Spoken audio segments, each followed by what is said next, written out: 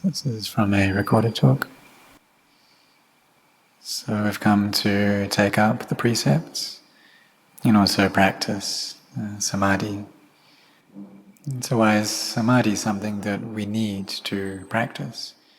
And right now, do we have this quality of samadhi? Do we have a mind that is firmly established and collected? Because that's what samadhi is, this firm establishment of the mind. And during our daily lives, then we use this quality of samadhi and also sati, it's mindfulness or recollection. But it's in a form that we use it for work, or if we're of the age to be a student, then we use it for our studies. But if our attention span is short, then we won't be able to really focus on the studies in a continuous manner. And so we use this sati, samadhi, for studies, for knowledge that we use in our work. And if we don't have these qualities, then our work won't succeed very well, it won't be complete. But this type of samadhi and mindfulness that we use during our daily lives, it's one degree of mindfulness, but it's insufficient to give rise to understanding in the Dhamma. And so things appear and then disappear. They arise and cease, arise and cease. They may be sense impressions that we like or those that we dislike. And then when they come up and then they go, the mind returns back into the middle. It goes from this liking or disliking back into the middle. But the thing is that very quickly another sense impression appears, and the mind gets caught in that, then returns to the middle.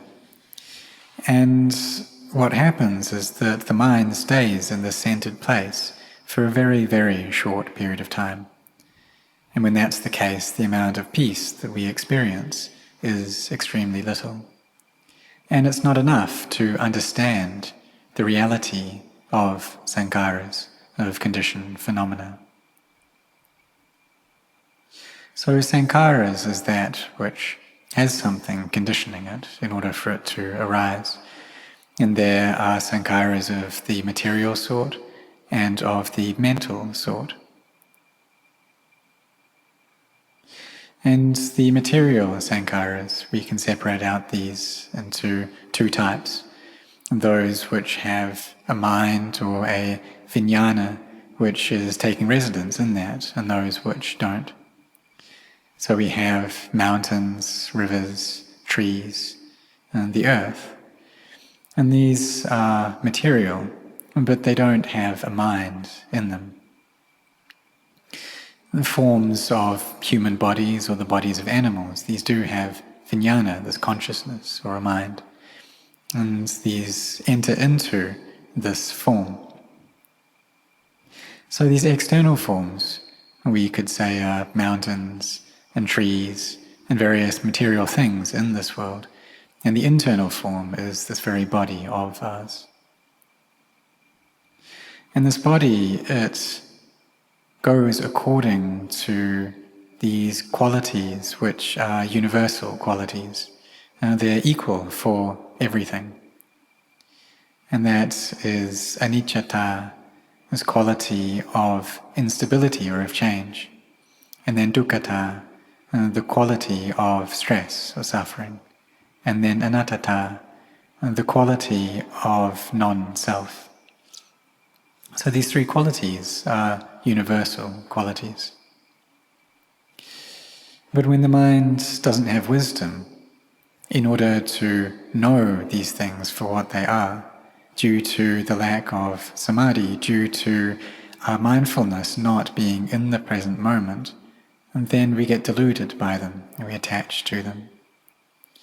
So therefore we need to train these minds, because the mind which is well trained brings us happiness. But if we don't train these minds, then they'll give us suffering. And so this is concerning this process, and one kind of process which has 10 stages in it. That which gives rise to suffering, it starts off with ignorance. And then it goes on in the process through to craving, clinging, becoming, birth, old age, sickness, death, suffering. So this is a process which happens internally in our minds. So if we have delusion within the heart, then there'll be one kind of process. But if there's knowledge in the heart, if there's wisdom there, then it will be a different kind of process, one of abandoning this craving and clinging, so that suffering simply can't arise. So everyone wants happiness. No one wishes to suffer. But this happiness and this pain, sadness, suffering, it has its causes for it to arise. And when those causes run out, then that happiness, that sadness will too run out. So this is a teaching that the Buddha gave to Venerable Assaji, who in turn passed this Dhamma on to Venerable Sariputta. And he gained the understanding into this, that all things arise due to causes and conditions, and they don't have any genuine self to them. So when the mind has this quality of mindfulness and of wisdom, then it will gain a clear knowing into this. So on the day of Magha Puja, the Buddha taught this very wide scope of Dhamma, a broad teaching, and that to abandon all papa, all evil or harmful acts, to give rise to skillfulness and make this complete, and to make the mind entirely pure. And this teaching, it all falls within the path of sila, samadhi, panya, of virtue, collectedness and wisdom. So when we don't do anything which is harmful or evil, then we call this sila. When we're able to abandon things, this is sila, this is virtue, and this gives rise to peace. And peace of heart is able to arise. And so when this peace of heart comes up, then that there is sila. We abandon all papa, all bad things, all evil things. And anything which isn't good, which isn't beautiful, we don't do that, we put that down. And this we call sila. The Buddha laid down different types of precepts. And so for the monastics, there's the 227 precepts of the Patimokkha. So this is the main body of the monastic rules, but outside of the Patimokkha, there are many, many other rules. So these concern many different things, such as when a monk is going to leave a monastery, he has to make his dwelling clean first. So there are many different rules about many different things, and monks study the Vinaya, the monastic code. There's also the sila, the precepts of lay people as well. Really what this comes down to is anything which isn't beautiful, anything which isn't good, we call that papa, we call that something harmful or evil. And if we can abandon that, then this is sila, this is virtue. Our actions of body and speech are peaceful. And so then we get on to this inner cultivation, onto cultivating samadhi, through being aware of the breath as it comes in and as it goes. Because we see that during the space of a single day, our knowledge and our mindfulness, it's very rarely in the present moment. And when we meet with a sense impression, such as seeing a form, then the mind will proliferate. Perhaps it will proliferate into the past or into the future, thinking of it as something that we like, something we don't like. So this is all proliferation. And the same holds true for sounds that we hear, or odors, taste, tactile sensations that we experience. So our mindfulness is very rarely in the present moment. And when that's the case, then there's no real peace to the mind. That we overlook, we pass over the present moment, getting caught up in liking and disliking. And the mind just goes after this, constantly liking and disliking things. And we never perceive the mind which is centered, which is in the middle. All we see is the ceiling and the floor, but we don't see what's in between. The Buddha then taught to bring skillfulness to completion. So we train our minds to have this kusala's quality of skillfulness or intelligent. And so when the mind experiences something, then it usually, our minds, they are very rarely with ourselves. And that's just how things normally are for us. And our minds are really with ourselves. They just go all over the place, here and there.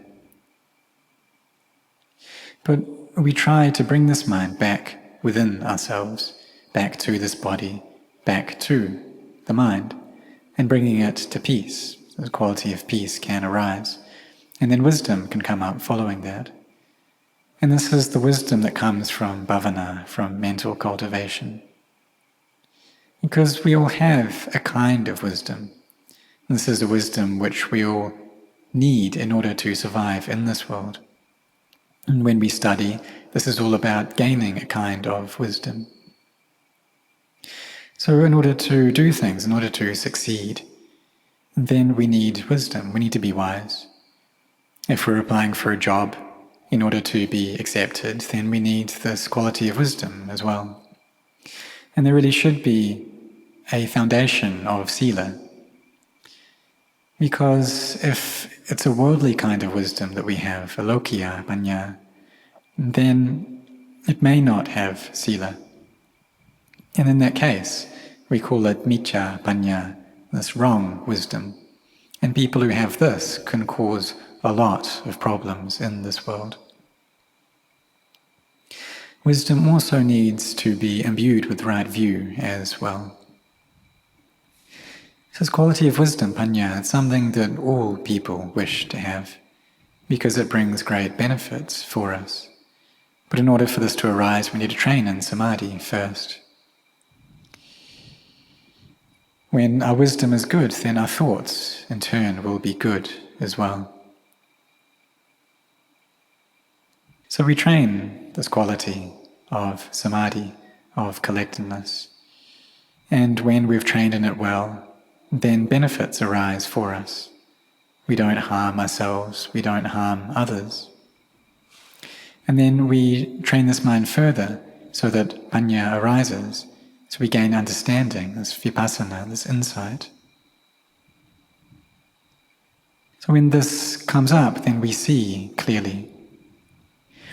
And the mind reaches a point of stillness, and we come back, look at the body, and we gain a clear understanding into the body, seeing that it's just that, just a body. It's not a being, it's not a self, it's not an other. Knowledge arises. But if our mindfulness just isn't present, if samadhi isn't firmly established, then the seeing that we have will be murky, it won't be clear. When we see something, then ignorance, craving and clinging comes up first, and so we take it as being a self. Then liking, disliking arise, happiness, sadness comes following. But if the mind is still, if it has wisdom, then we'll gain understanding, we'll see into that thing clearly. So this quality of wisdom is something which can give light to our hearts. It can give us an understanding into the Dhamma. We can see the Dhamma. That this peace, this happiness appears within our hearts. And if its energy is full, then we go above the world, which means that we rise above all of the ramanas, the sense impressions, because that's what the world is. It's sense impressions. So it's not like we physically rise above this material earth, but rather we transcend these sense impressions. Any sight, sound, odor, taste, tactile sensation, we go beyond that, we go above that. So in order for wisdom to come up, this samadhi needs to be continuously, firmly established, because wisdom is that which gives light to us, and there is no light equal to the light of wisdom. There are many forms of light in this world, that which comes from candles, or from other inventions that we've made, or the light from the sun. And this gives us a kind of a radiance to be able to see things in this world. We can see forms. Because if that light isn't there, then even though our eyes may be functioning well, we won't see. There's just darkness, there's no light. If we're in a dark place, even though we may have good eyes, even though there may be forms there, we won't see those forms. And so this light is that which helps us to see. And when those light waves meet with the nerves in the eye, then there'll be a feeling of sight which appears. And so there needs to be all three of these aspects. There needs to be a form, there needs to be functioning eyes, and there needs to be light as well. And then there'll be this chaksu vijnana which appears, the sense consciousness of seeing. But when this comes up, then the mind goes and attaches to that all over again as being a self. So this process of self comes up. And wisdom, it doesn't arise in time.